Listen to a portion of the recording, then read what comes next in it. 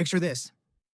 It's 1970, and Venezuela is one of the 20 richest countries on earth, wealthier than Spain, wealthier than Greece, wealthier than Israel, the richest country in all of Latin America.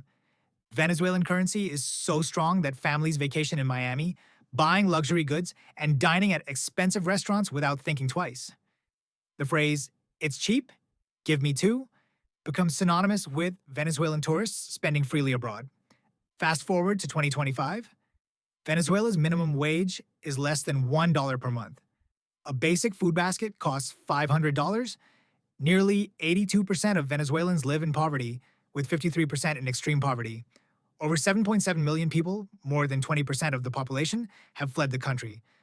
The currency has been redenominated 3 times, removing a total of 14 zeros. 14 zeros. A $100 purchase of bolivars in 2013 would equal just 1 cent by 2018.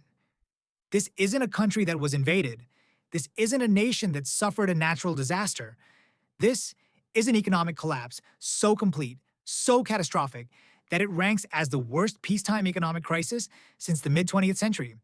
Worse than the US Great Depression, worse than Brazil's crisis, worse even than Zimbabwe's hyperinflation.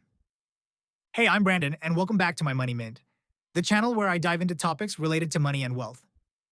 All right, let's get into it.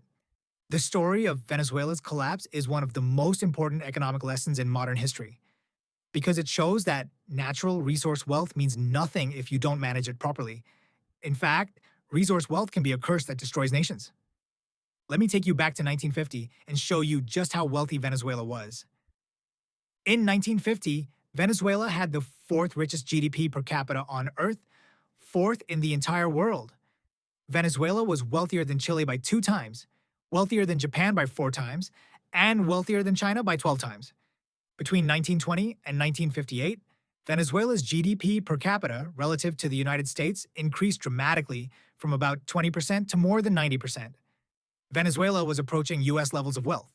The 1973 OPEC oil embargo quadrupled oil prices, making Venezuela the country with the highest per capita income in Latin America.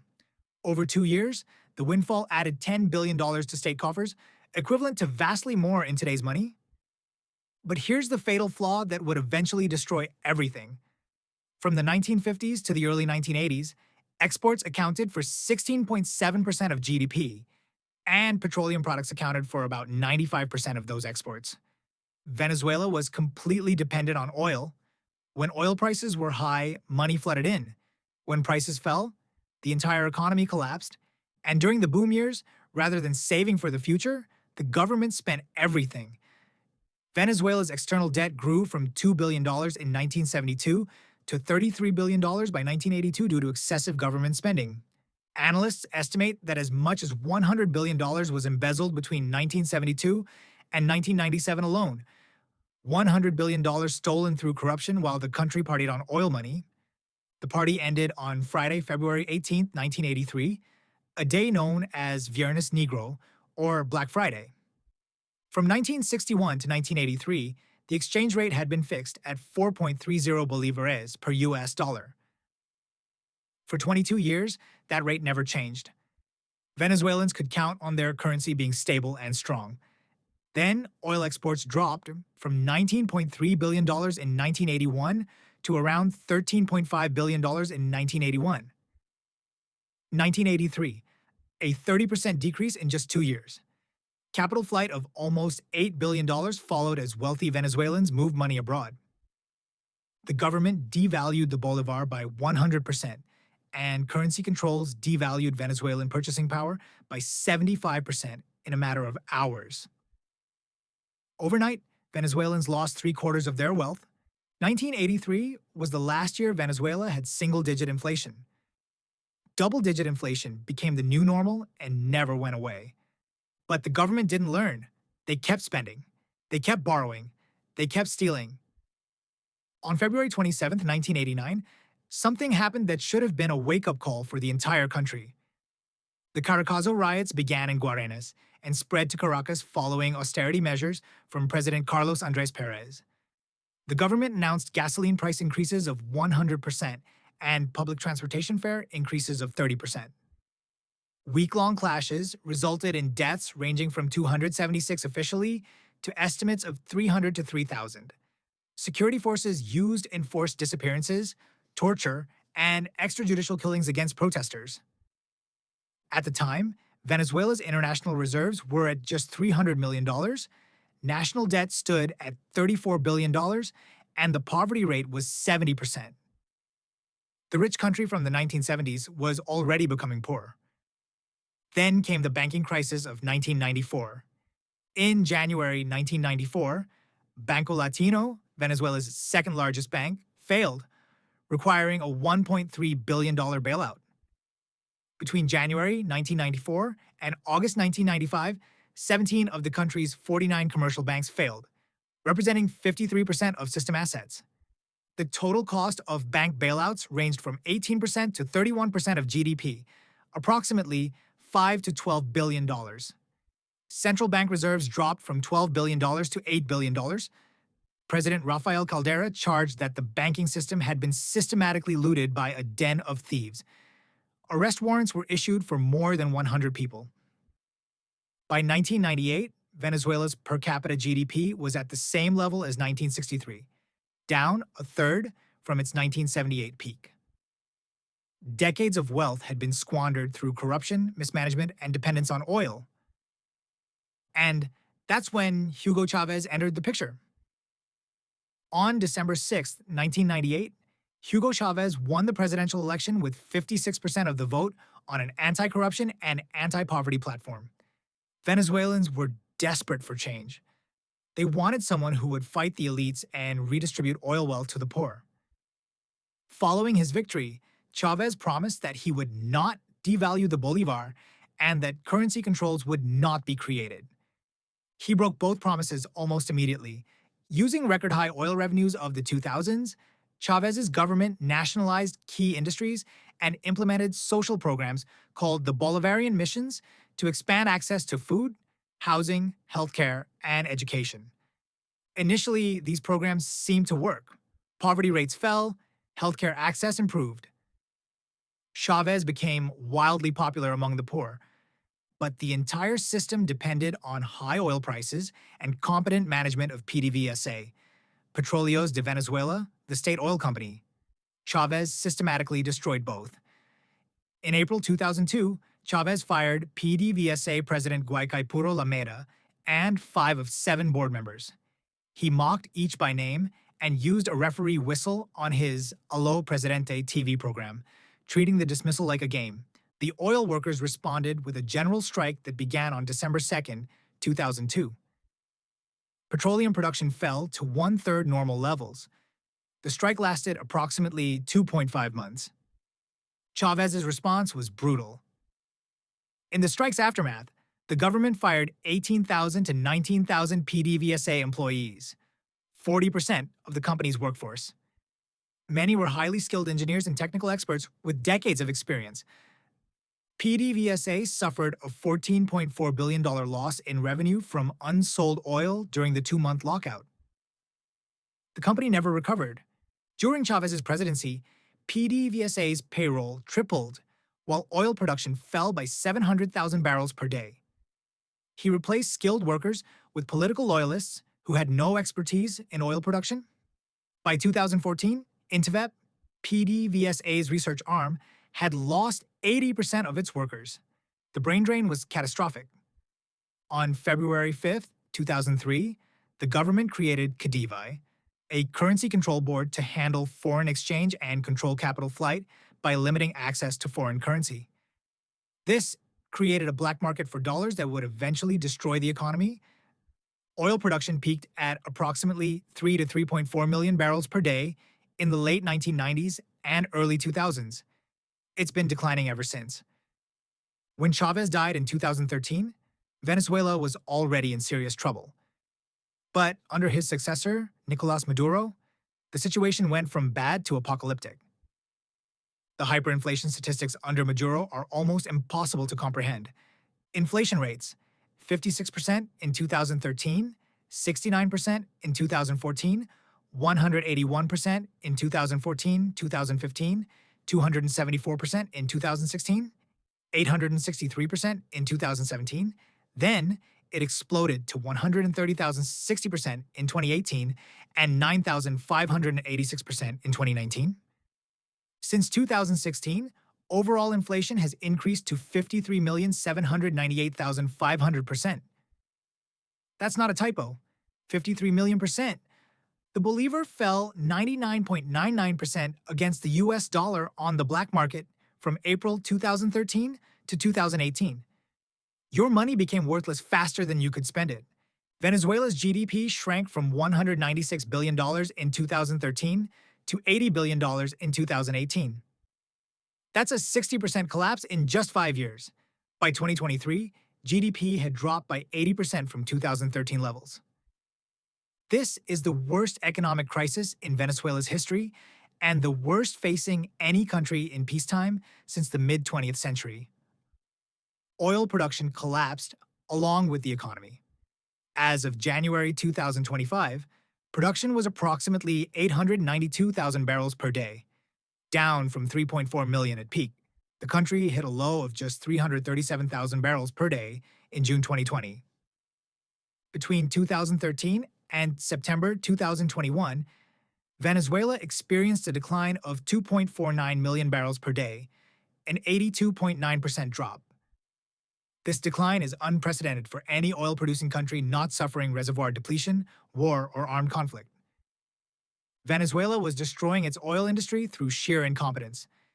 But the statistics don't capture the human suffering. As of February 2024, nearly 82% of Venezuelans live in poverty and 53% in extreme poverty, unable to afford a basic food basket. By 2021, 95% of the population was living in poverty based on income, with 77% in extreme poverty, the highest figure ever recorded in the country. 98% of Venezuelan children aged 15 or younger lived in poverty in 2021. By February 2017, about 75% of Venezuelans had lost weight, with 83% unable to afford food, and 1 million school children not attending classes due to hunger. The average Venezuelan living in extreme poverty lost nearly 19 pounds due to lack of food in 2016. By 2018, more than 30% were eating only one meal per day. According to UNICEF, child malnutrition rose to 26% between December 2019 and March 2020. A meager 3% of Venezuelan families are considered food secure, with more than 96% living in poverty. Maternal mortality increased by 65% from 2013 to 2016. The infant mortality rate, which had been declining through 2009, regressed to 1990s levels. Child mortality increased by 30% in 2016. Hospitals frequently have water and electricity outages, with only 7% of emergency services fully operative. Preventable diseases like diphtheria, malaria, measles, and tuberculosis are rising, along with hepatitis A, due to sanitation and lack of access to water. The UN estimated in 2019 that 2.8 million Venezuelans have healthcare needs, with 300,000 at risk of dying from cancer, diabetes, or HIV without medicine. The crime statistics are equally horrifying. In 2015, Venezuela had 90 murders per 100,000 people, with an estimated 27,878 Venezuelans murdered, nearly 20% of all murders in the entire Latin American region. By 2013, Venezuela was ranked the most insecure nation in the world by Gallup. There was little history of organized crime in Venezuela until the Bolivarian Revolution. Now there are over a dozen mega gangs, with some having up to 300 members, and the minimum wage tells the story of complete economic collapse.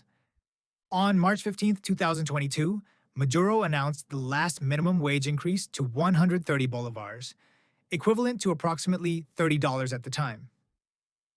Since March 2022, the minimum wage has lost more than 90% of its value in dollars.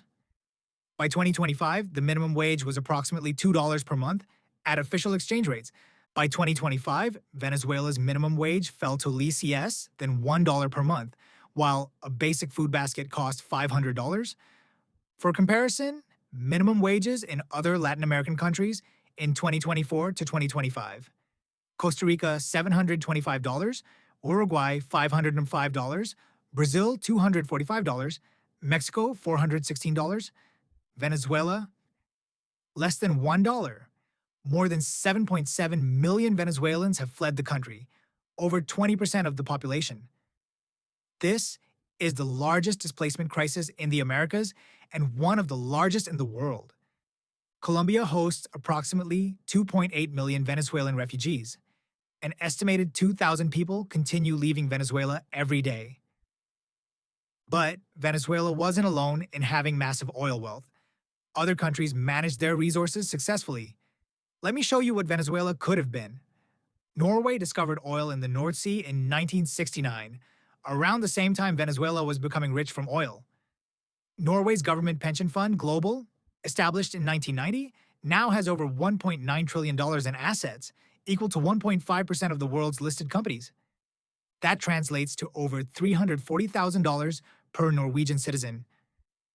Norway's petroleum fund was structured to preserve wealth for future generations.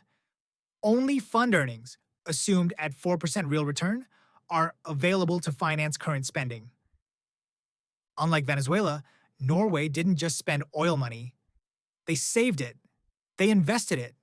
They built a sovereign wealth fund that will benefit Norwegians for centuries.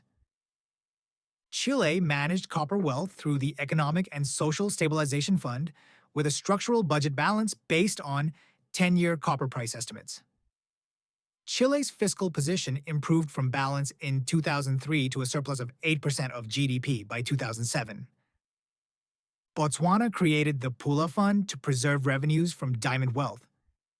The Bank of Botswana manages foreign exchange reserves equal to 18 to 20 months of import cover. These countries understood that natural resources eventually run out. They saved for the future instead of spending everything immediately. Venezuela? Venezuela's sovereign wealth funds FIEM and Fonden went bankrupt. The main reason was political instability and corruption. Venezuela could have been Norway. They had more oil wealth, they had a longer history of production, they had every advantage. Instead, they became a cautionary tale about the resource curse, how natural wealth can destroy nations that don't manage it properly. The pattern is clear. Dependence on oil exports made the economy vulnerable to price fluctuations. Instead of diversifying, the government doubled down on oil. Corruption siphoned off billions that should have been saved or invested. When oil workers were fired and replaced with political loyalists, production collapsed. Currency controls created black markets. Nationalizations destroyed private investment. Price controls led to shortages. Printing money caused hyperinflation. Each bad decision made the next crisis worse. Each crisis led to more desperate measures. The spiral became unstoppable. And the tragic irony? Venezuela still has the largest proven oil reserves in the world, bigger than Saudi Arabia. They're sitting on approximately 300 billion barrels of oil, but they can't extract it efficiently. They can't sell it competitively. They can't manage the revenue properly. Having oil wealth means nothing if you destroy the industry through incompetence, fire all the skilled workers, let infrastructure decay, and steal everything that isn't nailed down. Venezuela went from fourth richest country on earth to a failed state with people eating from garbage cans, from wealth beyond measure to a minimum wage of less than $1 per month. That's the oil curse. That's what happens when natural resource wealth meets corruption, mismanagement, and authoritarian populism. Venezuela is the warning. Norway is the model. The difference between the two isn't resources, it's governance. Thank you for watching my Money Mint. If you enjoyed this video, consider checking out my other videos about countries who made costly finance mistakes.